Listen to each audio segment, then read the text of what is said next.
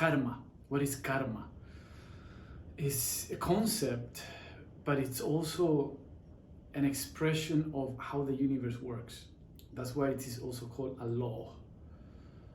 So it's a concept in which we believe there is a retribution for every action. Whether it is a good or bad action, it will come back in a way or another. Goes around, comes around. That's the idea of karma. Now, as a law, it's very similar to what Newton's third law of matter, I think it's the third law of matter. Every action has a reaction equal and opposite. Therefore, it is part of the nature's dynamics that affect us on a physical level, emotional, mental, and spiritual. Everything that we do will go into a certain direction. It will go into a certain sequence of events, and sooner or later it will come back to us. So this is something that psychologists consider to be the fact that we cannot get away from what we do, either in a psychological level, emotional, or in how we have to encounter situations outside of ourselves. Everything that we think, everything that we say, and especially everything that we do will have a return to us sooner than later. And so it could become immediate, what is called the immediate karma. You do something today, and today you have the reaction. And there's the karma that actually is pushed forward in time.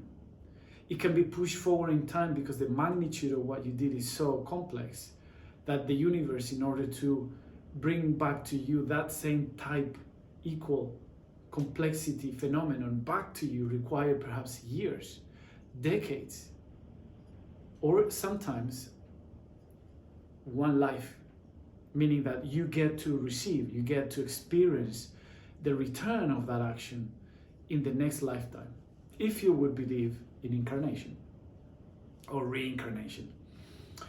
It's also possible that some of the events that we live in this life, right here, in this particular experience, are coming from previous lifetimes. That's why we sometimes are very puzzled to understand why certain people, sometimes children even, have to go through so much torment. This is because the karma that we create in previous lifetimes can be returning to us in this lifetime. And so it's very complex, this phenomenon of karma, as understood from the philosophy of spiritual philosophy of India. But at the same time, it's very commonsensical. It's based on the idea that we are souls, and as souls, we have always a process of learning who we are. And so karma is, in other words, a space for learning. It plays a role of education. It's educative. It's educative principle about life. And so we learn. We do something wrong, then we get something that is painful as a return. Therefore, we make the connections, we realize that's no good thing. So it's educative principle. People have turned it into a punitive punishment.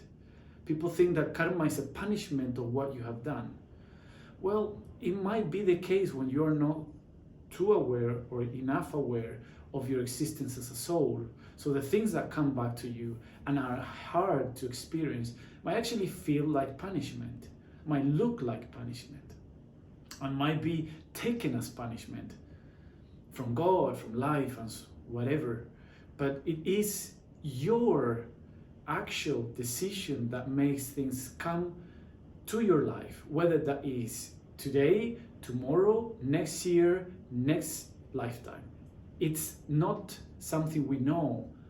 What is the formula of time that is applied to deliver a karma and make a full circle of an action that we initially started?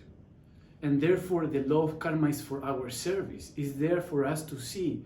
Then we have to become smart, and we have to put out there what we want to receive, and have patience. That is the key. Patience. Patience to wait for the fruit of our effort to return to us the benefits, the health, the joy, the love that we put out there into the world. Therefore, we learn that in reality, despite the fact that we are tiny, tiny beings, tiny souls, we are co-creators of our destiny. Because we have the possibility to orient the direction of what we want to experience. It is not about us when we're going to experience it, but it's about to us what we're going to experience. And if on the way of this process we find that there are experiences that are painful, sad, there's suffering, illness, or loss, that's not for us to see that we've been punished, that we're doing something wrong. It's for us to learn from that lesson, level up, and keep giving to the world what we want the world to give us back.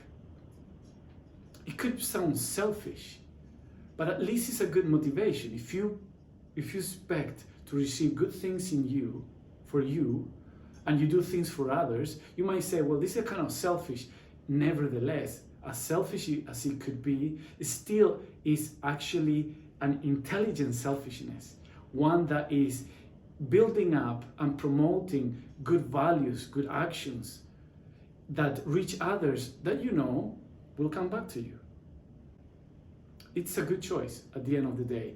The purity in this realm of 3D, of human experience, is so based on the perspective from where you look at it. If you look at it from the place of the soul, we come here to experience. And sometimes we might do things that are really wrong from the perspective of morals, but then from the perspective of the soul, is what that soul needed to experience. Then it gathers a certain karmic direction, then experiences the outcome of that, and then learns even further. And the lesson is over. And then you can continue going forward. There is a structure for existence that is very clearly pre-established. And if we follow that pattern of karma in this conscious way, then karma becomes dharma, which is the path. Dharma is the path. This is what we want and how we want to live life, using the law of karma in the way that we do in dharma.